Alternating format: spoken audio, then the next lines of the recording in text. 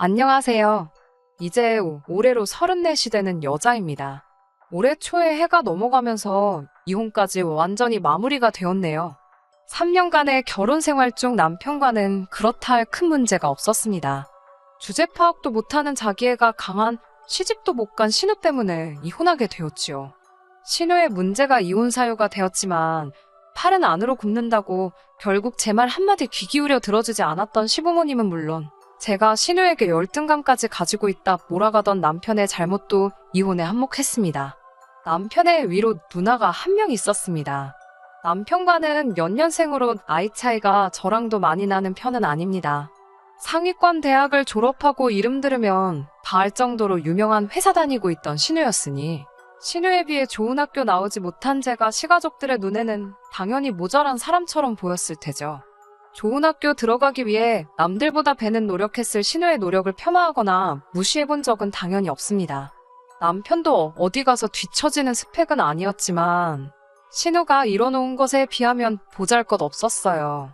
그런 신우는 시부모님의 자랑이기도 했지만 반대로 아픈 손가락이기도 했었습니다. 저와 남편이 결혼식을 올릴 때 신우의 나이가 33이었고 신우는 그때도 그랬지만 아직까지도 결혼을 못하고 있었거든요. 본인의 말로는 못하고 있는 게 아니라 안 하고 있는 거라고 말을 하고는 했습니다. 요즘 결혼 안 하는 게 뭐 흠이나 되나요?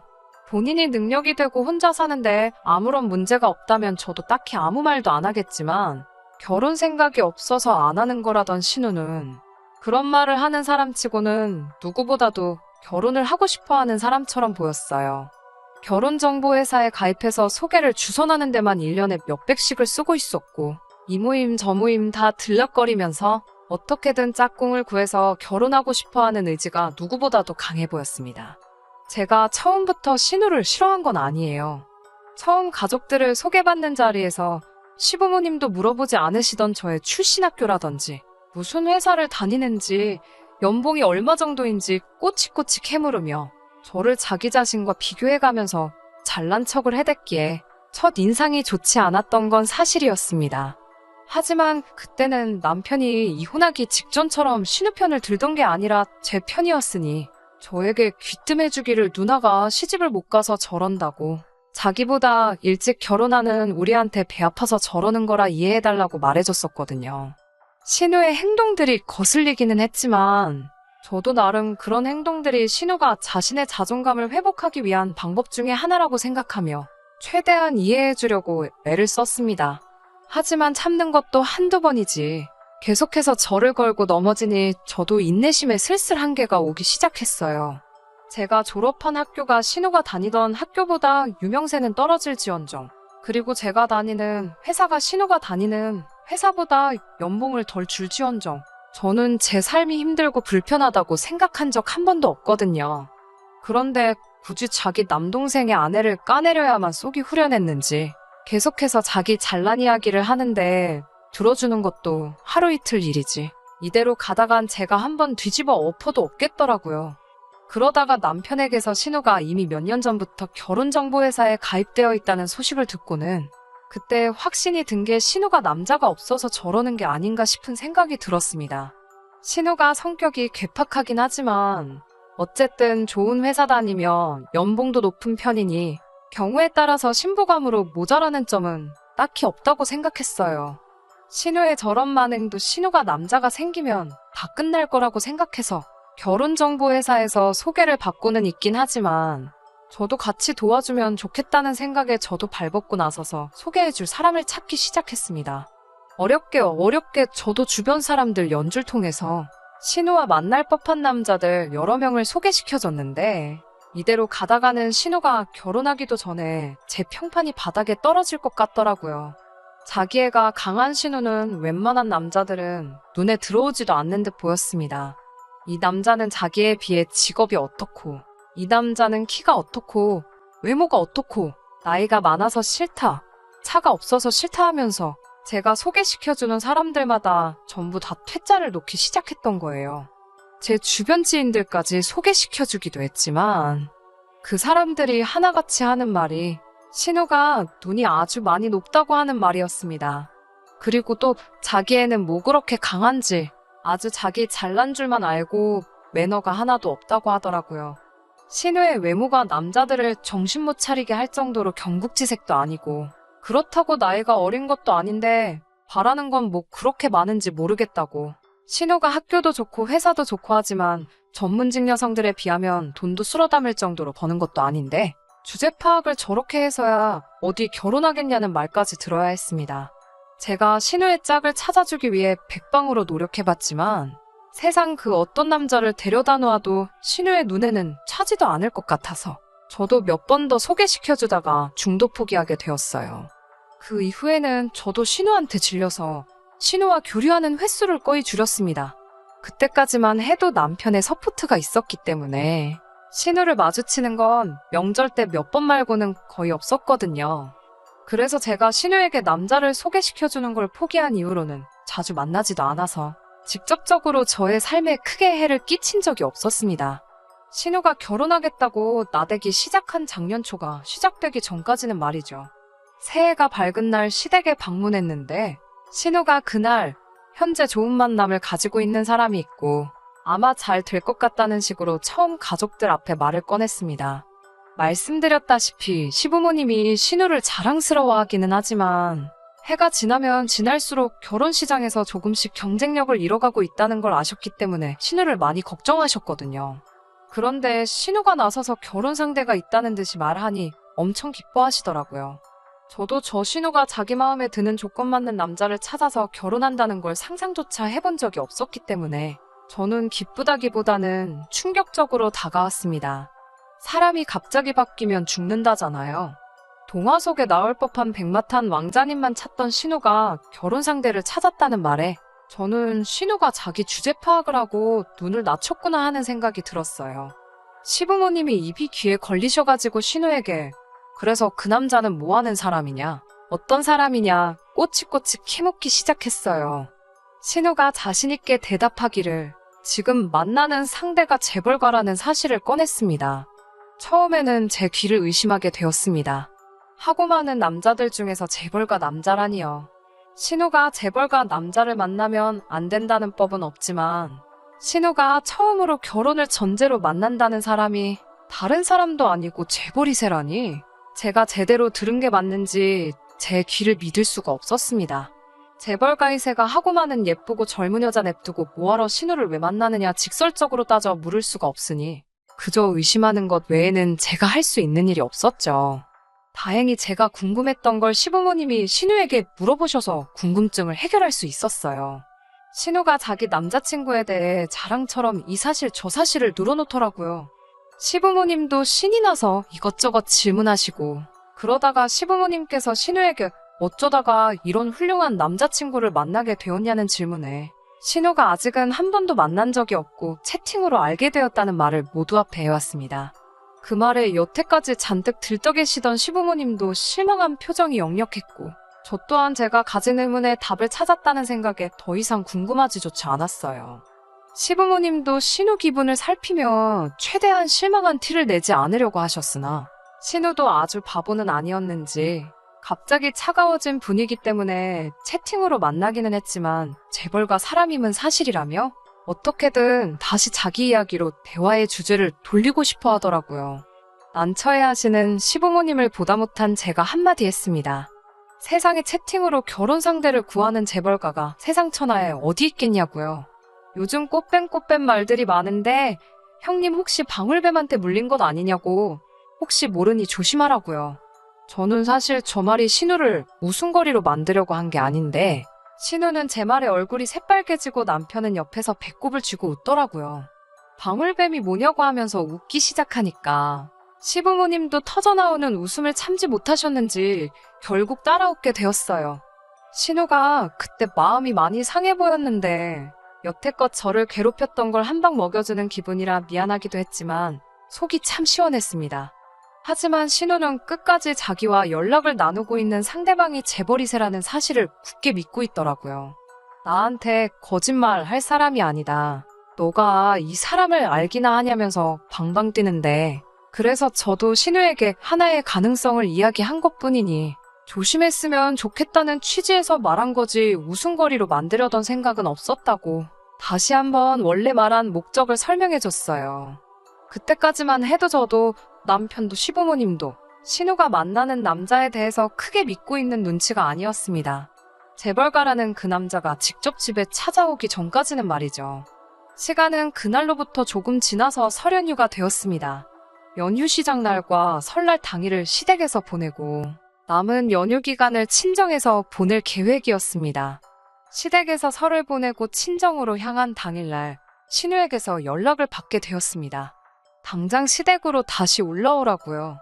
힘들게 고생해가며 친정에 도착한 지 얼마나 되었다고 다짜고짜 올라오라는 말에 왜 저희가 다시 올라가야 하냐고 따지니 제가 방울뱀 들먹이며 뭐라 했던 이야기를 들먹이면서 자기 남자친구가 얼마나 바쁜 사람인 줄 아냐고.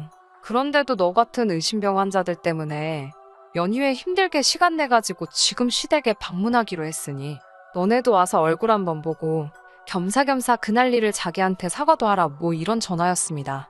솔직히 저도 오랜만에 내려온 친정이었던지라 가고 싶은 마음은 눈곱만치도 없었는데 신우가 저렇게 당당하게 나오는데 괜히 참석 안 해봐야 나중에 말만 더 나오고 신우만 기고만장하게 만드는 게 아닌가 싶어서 아쉽지만 친정부모님께는 따로 상황을 설명하고 시댁으로 다시 향했습니다. 가는 도중에 목적지가 변경이 되어서 시댁이 아니라 서울 한복판에 있는 5성급 호텔로 향했어요. 연락을 받고 간 곳은 그 호텔 안에서도 예약하기가 그렇게 힘이 든다는 레스토랑이었습니다. 한 사람 앞에 식사 가격도 가격이지만 명절 연휴에 어떻게 예약을 해낸 건지가 더 궁금해지더라고요. 갔더니 시부모님과 신우, 그리고 신우의 남자친구는 이미 자리에 앉아 있었고 당시에 방역수칙 때문에 저와 남편은 조금 떨어진 곳에 따로 자리를 하게 되었습니다. 잠깐 신우와 신우 남자친구가 와서 인사를 하는데 신우 남자친구는 인물도 훤칠하고 매너도 엄청 좋았습니다. 나이는 남편과 비슷해 보였는데 솔직한 마음은 재벌가라는 사실을 빼고 보더라도 저 정도 남자가 뭐하러 신우 같은 사람을 만나느냐 하는 느낌이 컸어요. 식사하면서 멀리서 신우네를 바라보는데 둘이 나란히 앉아있는데 그 기가 센 신우가 냅킨으로 남자친구 입 주변도 닦아주고 쩔쩔매는 꼬라지를 보니까 웃기지도 않더라고요. 세상에 저렇게 안 어울리는 한 쌍이 있나 싶었습니다. 그러니 저는 솔직히 의심이 점점 확신으로 바뀌기 시작하고 있었는데 시부모님이나 남편은 저와는 다른 생각이더라고요. 남편도 밥 먹는 내내 또 우리 누나한테 꼭 사과해야겠다 하면서 제가 새해 첫날에 신우 남자친구를 부정하면서 의심했던 걸 가지고 한마디 하더라고요. 시부모님도 그 이후부터는 우리 예비사위가 하면서 이미 두 사람이 결혼을 할 것이라고 확신을 갖고 계신 눈치였어요. 식사가 끝나고 시부모님은 택시를 잡아서 집으로 보내드리고 젊은 사람들끼리 뭉치자고 하면서 어디로 향하더라고요. 도착한 곳에서 메뉴판을 보니 술 한 잔에 무슨 몇만 원씩 하는 비싼 고급 술집이었습니다. 자주 오는 곳인지 신우 남자친구를 향해 직원들이 반갑게 인사도 해주더라고요. 남편은 이미 자기한테 재벌가 매형이 생긴다고 신이 난 분위기였습니다. 술자리가 끝나고 나서는 저희가 택시를 잡고 집에 돌아가려는데 굳이 저희를 불러세워서는 자기는 대리기사를 불렀다고 기다려달라는 겁니다. 그러고선 자기 자동차를 보여주는데 자동차를 보여줄 때는 신우보다 오히려 제 남편이 더 좋아하더라고요. 그도 그럴 게 남편이 언젠가는 꼭 타보고 싶다던 차값만 해도 몇 억에 달하는 외제차였거든요. 집에 돌아가는 택시 안에서 남편은 누나가 또 저런 능력이 있는 줄은 몰랐다면서 감탄사를 연발했어요. 누나가 인기가 없던 게 아니고 재벌집 같은 데서는 먹여주는 스타일이라서 평범한 남자들은 누나의 아우라에 밀렸던 거 아니겠냐고 하는데 참 어이가 없었습니다. 신우가 처음 남자가 있다고 했던 날에 저는 도무지 믿을 수 없었지만 실제로 제 눈으로 똑똑히 봤으니 아무 말도 할 수가 없었습니다. 하지만 저는 아무리 생각해도 아니라는 생각이 들었어요. 아무리 사랑이 모든 걸 초월한다고 하지만 신우와 그 남자를 나란히 두고 보면 여태까지의 저의 가치관이나 세상이 무너질 정도로 안 어울리는 한 쌍이었으니까요. 안 어울리는 정도가 아니라 아침 드라마였다면 이런 말도 안 되는 커플이 어디 있냐고, 어디 욕 한 바지 먹을 정도가 아닌가 하는 생각이 들 정도였습니다. 아무튼 신우의 남자친구를 처음 소개받은 이후로는 신우의 남자친구와 저희 부부에서 자주 시간을 보내게 되었습니다. 신우의 남자친구는 자기가 재벌가라고만 소개했지 어느 재벌이라는 걸 밝히지 않았어요. 신우도 정확히는 모르는 것 같더라고요. 아무리 비싼 술을 마시고 비싼 레스토랑에서 식사를 하고 값비싼 외제차를 끈다고 해도 굳이 그 사실을 숨겨야 할 이유는 따로 없다는 생각이었어요. 제가 끈덕지게 물어보니 신우 남자친구가 자기가 말 못할 사정이 있다며 이유를 구구절절히 설명해 주더라고요. 자신이 재벌가 출신은 맞지만 서자 출신이라서 세상에 알릴 수가 없다고요. 자신의 존재가 세상에 알려지면 아버지가 여태껏 일궈놓은 기업의 근간이 뿌리채 흔들릴 수도 있으니 조심하고 싶다고 합니다. 첩 출신인 어머니한테 누를 끼치고 싶지 않다고 하기도 하고요. 그나마 다행인 건 아버지의 친자식들이 다 흐리멍텅해서 나중에는 자기가 승계순위에 들어갈 수 있을 거라고. 자기 집안이 정 궁금하면 모자란 자식들을 데리고 있는 재벌 집안을 검색해보라고 말하더라고요. 신우도 이 말은 처음 들었나 봐요. 그 말을 듣고 그동안 얼마나 힘들었겠냐며 눈물까지 보이더라고요. 신우가 언제부터 저렇게 공감 능력이 좋았는지 참 어이가 없었는데 돈은 많아 보이지만 저렇게 숨기는 게 많은 것이 저는 솔직히 신뢰하지 못할 사람이라는 생각이 들었어요. 아무튼 그렇게 자주 같이 시간을 보내다가 신우 남자친구의 아버지가 급한 회사 인수합병 문제 때문에 자기가 한동안 해외에 나가 있어야 할 것 같다는 소식을 전해왔습니다. 당분간은 해외에서 머물러야 할 것 같다고 작별 인사랍시고 서울이 한눈에 들어오는 호텔방까지 잡아줘서 송별 파티까지 열었습니다. 다음날 아침에 저희 남편한테 부탁해서 외제차를 맡겨주고는 공항까지도 바래다 달라고 부탁을 했어요. 출국 수속이 끝나고 비행기 타러 나가는 모습까지 보여주고 신우의 남자친구는 한국을 떠났습니다. 돌아오는 길에는 외제차가 아니라 지하철을 타고 돌아와야 했는데 남편은 자기 드림카를 몰아봤으니 인생의 소원을 성취한 것 같다며 엄청 벅차올라 있더라고요. 남자친구가 있는 동안은 신우가 저한테 스트레스 주는 일이 없었는데 남자친구가 한국을 떠나자마자 다시 저를 걸고 넘어지더라고요. 사실 남자친구가 그렇게 신뢰가 가지 않는다고 말을 제가 먼저 꺼냈으니 제가 먼저 신우 심기를 건드린 게 맞긴 한데 신우는 그렇게 소시민같이 사니까 인생에 발전이 없는 거라면서 남자친구가 돌아올 때 몸 명품 가방을 사오기로 했네 어쩌네 자랑처럼 떠들더라고요. 제 월급으로는 평생 가도 들지 못할 만한 가방이라고요. 거기까지 다 좋았었는데 문제는 신우의 남자친구가 한국을 떠난 지 2개월이 지나고 나서 일어났습니다. 평소처럼 한가한 주말을 보내고 있었는데 시부모님이 가족회의를 한답시고 저희 부부를 소집하셨어요. 무슨 일인가 부랴부랴 시댁에 도착을 했더니 신우가 앞뒤 다 잘라먹고 다짜고짜 저희한테 돈이 얼마나 있냐고 물어보더라고요. 갑자기 돈 이야기를 꺼내니 조금 조심스러울 수밖에 없었는데 남편이 적금 깨면 4천만 원 정도 있다고 곧바로 저희 재정 상태를 오픈하더라고요. 시어머니가 그걸로는 택도 없겠다고 말하면서 저희가 지금 살고 있는 집이 얼마인지까지 물어보시는데 그때부터 뭔가 예감이 안 좋기 시작했습니다. 남편은 그게 뭐 숨길 일이냐면서 현재 저희 집이 시세가 얼마고 얼마 정도 한다고 전부 다 말했어요. 아니나 다를까 안 좋았던 촉이 그대로 들어맞았습니다. 신우는 그러면 저희 적금을 깨고 집을 담보로 3억을 대출받아오면 되겠다고 하더라고요. 그래서 제가 중간에 말을 끊었습니다. 무슨 일인지 말도 안 해주고 다짜고짜 3억을 대출받아오라는 게 무슨 소리냐고 물었어요. 신우가 잔뜩 짜증이 난 표정으로 저한테 설명을 해주더라고요. 남자친구가 곧 있으면 한국에 들어오게 되어 있는데 몸이 안 좋아서 검사를 받았더니 양성이 떠서 지금 그쪽에서 발이 묶여버린 상황이라고요. 그거랑 대출이랑 뭐가 연관이 있냐고 물었더니 저보고 아직 말도 안 끝났는데 중간에 자꾸 잘라먹지 말라면서 성질을 부리면서 회사 인수합병 때문에 자금이 필요한데 자가격리를 하게 되면서 큰 거래가 날아가게 생긴 상황이라며 신우에게 혹시 그 돈을 자기 대신 구해서 입금을 해줄 수 있냐고 부탁을 해왔다는 겁니다. 그 금액이 자그만치 10억이었고 신우가 여태껏 모은 돈과 대출을 받아도 택도 없으니 시부모님 노후자금을 합치고 저희 집을 담보로 대출까지 받아 필요하다는 그 액수를 어떻게 마련하려고 하는 거였어요. 그때서야 제가 여태껏 신우 남자친구에게서 느꼈던 사짜 냄새가 확신으로 바뀌더라고요. 지금 다들 제정신들이냐고. 신우가 남자친구랑 혼인신고를 올린 것도 아닌데 그렇게 큰 돈을 어떻게 왔다 갔다 할 생각을 하냐며 정신들 차리라고. 그 사람은 분명히 사기꾼일 거라고 말을 했어요. 그러니 신우가 성질을 내면서 네가 내 남자친구에 대해서 뭘 알고 떠드냐면서 입에 거품을 물고 저에게 안 좋은 말을 퍼붓더라고요. 이미 자기는 남자친구에게 1억에 가까운 돈을 빌려준 적이 있다고. 그리고 갚기로 한 날에 이자까지 쳐서 갚아준 사람이라 신용은 확실하다며 자기 남자친구 아니라고 말 함부로 하지 말라고 하더라고요.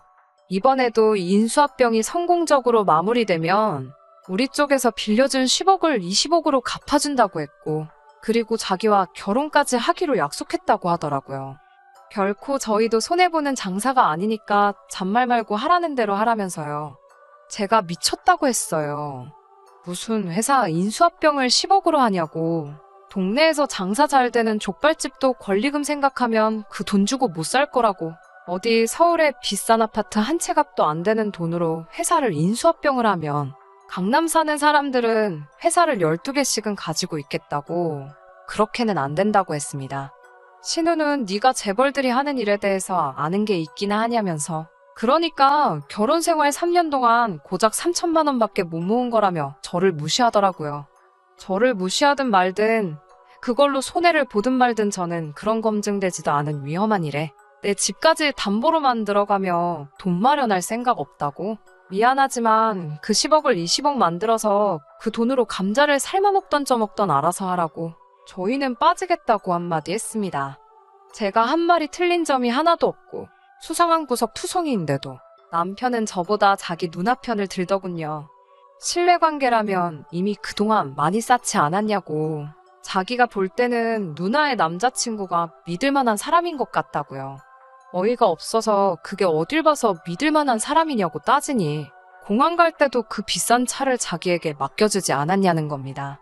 그리고 그동안 신우 남자친구가 한국에 있을 때 우리한테 사준 밥이며 술이며 마지막 날 송별회를 했던 호텔방까지 그런 것만 대충 계산해도 몇 천만 원 돈은 할 텐데 그런 사람이 고작 10억대 먹자고 버리는 일이 아닐 거라고. 아주 이야기를 듣고 있으니 이 자리에서 신우보다 더 신우 남자친구를 믿고 있는 것처럼 보이더라고요. 그래서 알고 없다고 할 거면 마음대로 하라고 대신에 저는 빼달라고 했어요. 제가 강경하게 나가니 남편이 알았다고 대답하길래 저는 남편이 생각을 고쳐먹고 제 뜻을 따르기로 한 줄 알았죠. 그런데 어이없게도 남편은 저에게 이혼 이야기를 꺼내더군요.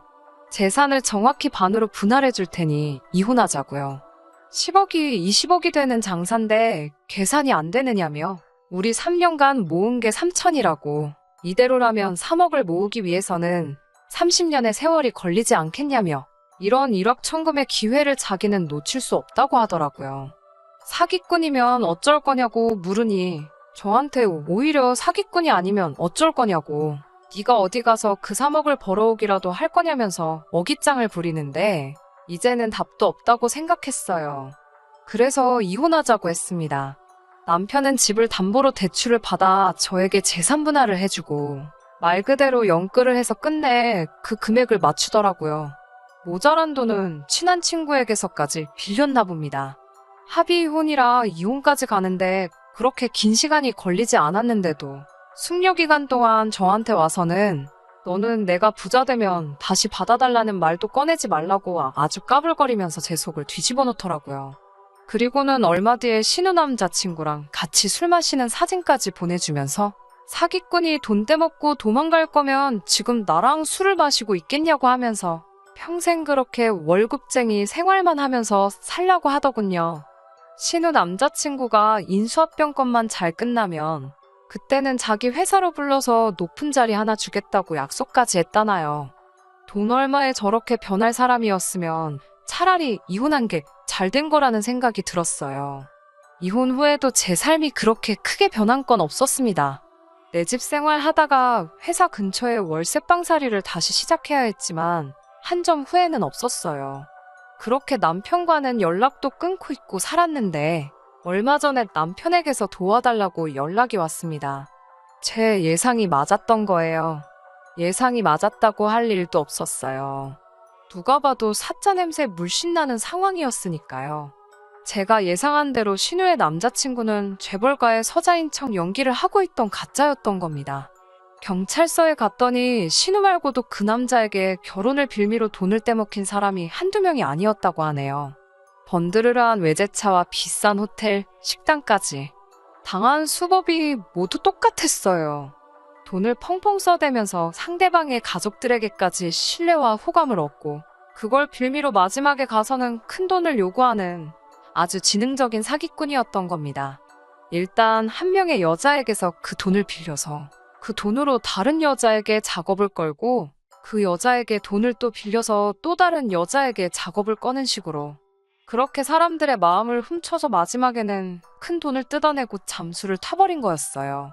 시부모님 노후 자금은 물론 신우고 남편이고 정말 주변 지인들 돈까지 해서 끌어모을 대로 끌어모은 돈이었어서 당장 온 가족이 길바닥에 나앉게 생겼다고 하면서 제 말을 들을 걸 그랬다며 자기만이라도 일단 살려줄 수 있겠냐면서 우리 다시 합치면 안 되겠냐 연락을 해온 것이었습니다.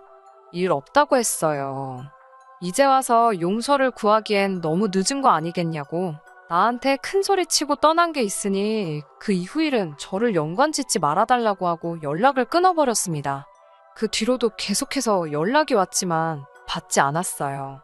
연락해서 할 말이라곤 뻔한 이야기밖에 없을 테고 돈이라도 빌려달라는 말을 들었다가는 이 인간에게 남아있는 마지막 정까지 사라져버릴 것 같아서 좋은 모습으로 끝내기 위해 일부러 연락을 받지 않았습니다.